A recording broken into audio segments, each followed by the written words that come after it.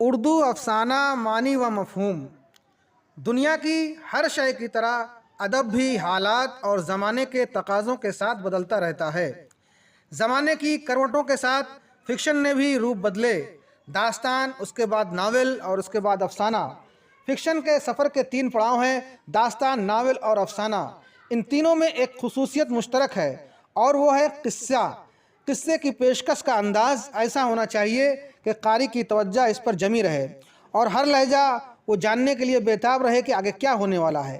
پھر ایسا زمانہ آیا جب طوالت اور حیران کن واقعات کو تیاگ کر حقیقی زندگی کی مرقع کشی فکشن نگار کا مدعا ٹھہرا۔ یوں ناول کا جنم ہوا۔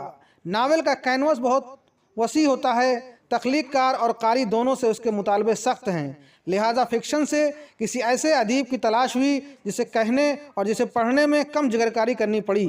اس تلاش کے نتیجے میں مختصر افسانہ وجود میں آیا۔